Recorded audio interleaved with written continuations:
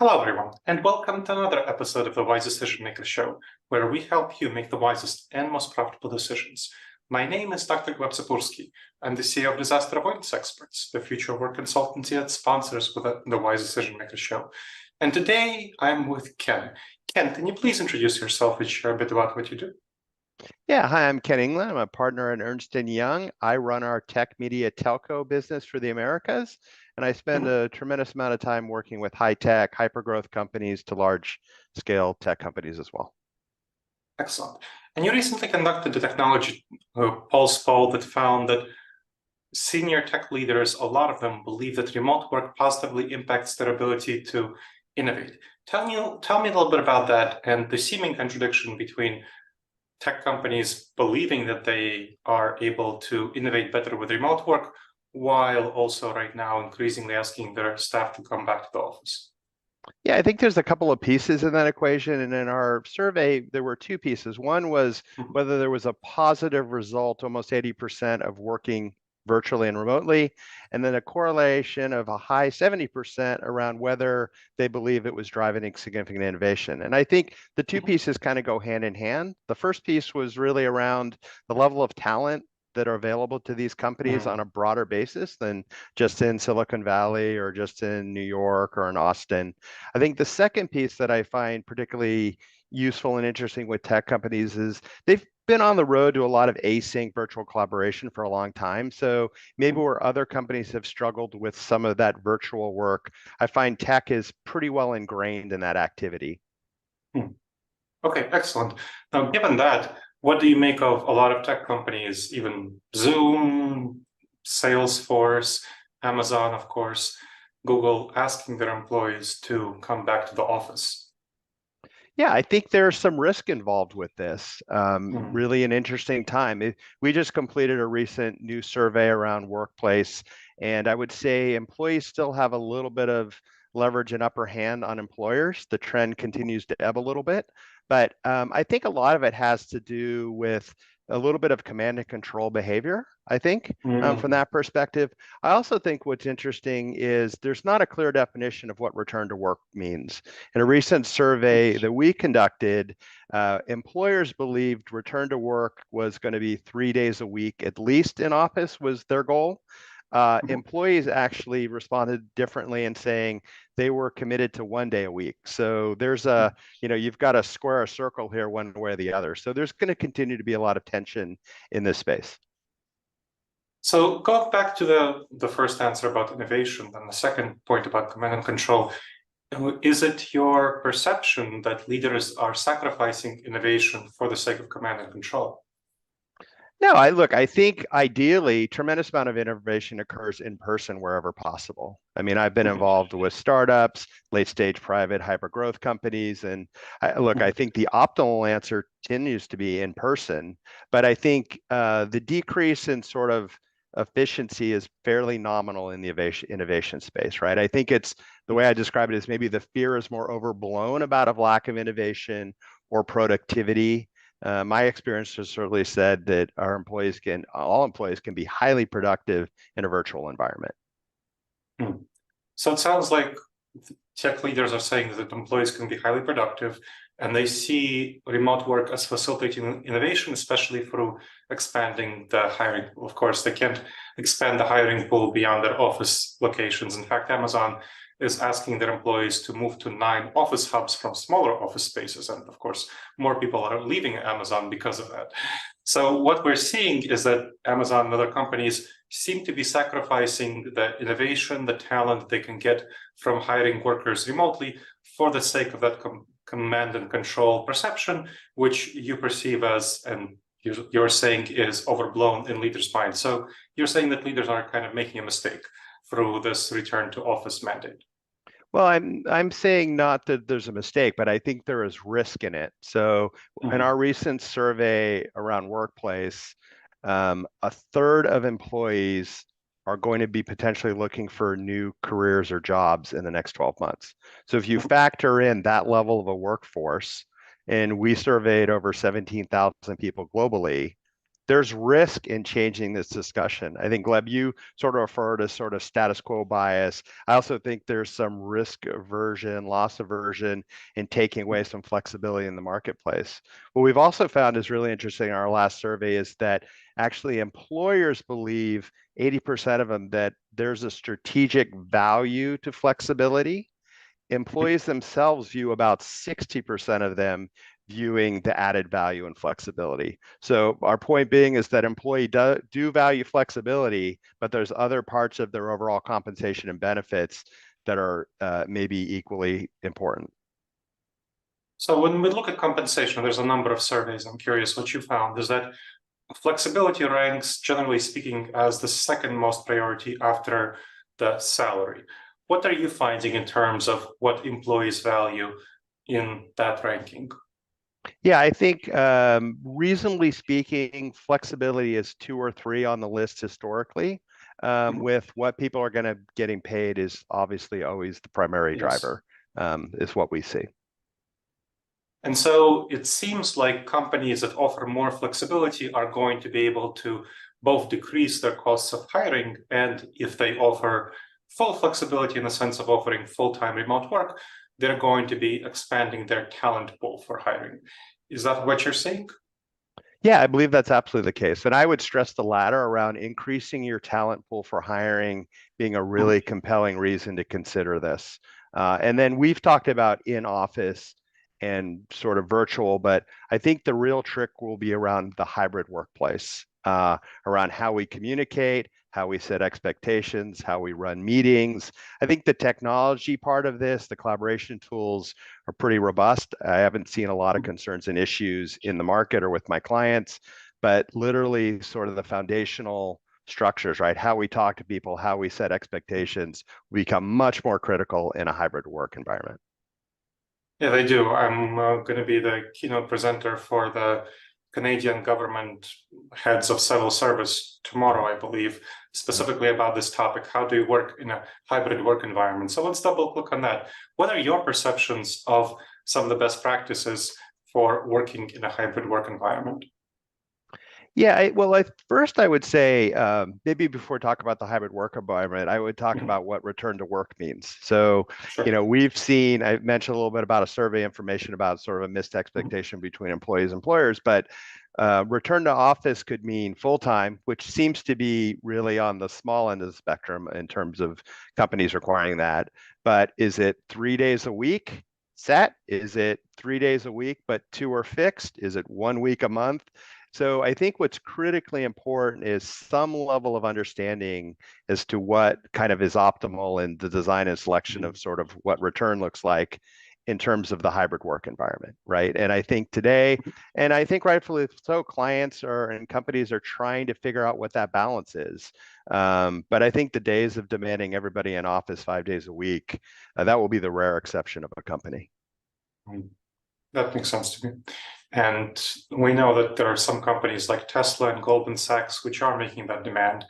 But funnily enough, I was talking to a staffing agency presentation, so doing a keynote for a staffing agency association, so lots of staffing professionals, and they were telling me that those are by far the hardest jobs to fill when they're remote capable people who are asked to work in the office 5 days a week.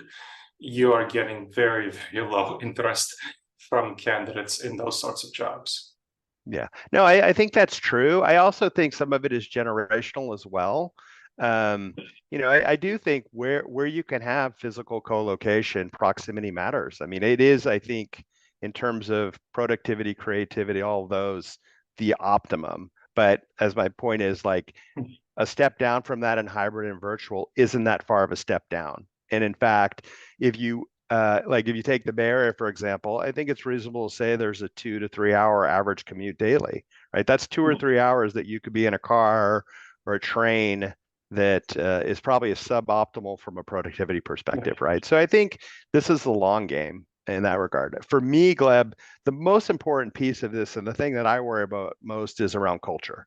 And we won't see sort of the the de-evolution of a corporate culture in a week, a month, a year, or probably 2 years, but over 5 to 10 years, the ability to make sure you reinforce a company's culture in a hybrid or a virtual environment, I think that's the cause for concern, right? And that's what I always say is values are words, but in a hybrid environment, virtues are actions, right? So it's fine to have values, but I think it could be more important to have virtues, right? Where the actions really reflect what a company is going to be a critical item. For our case, we have kind of an apprenticeship-based business, right? I mean, you sort of learn by doing next to people, and you can do a lot of that virtually, but some of it you lose not in person, right? So I think that's, to me, the biggest concern about this. I think productivity, efficiency, effectiveness, people getting jobs done is kind of table stakes, but how do you maintain the essence of your company?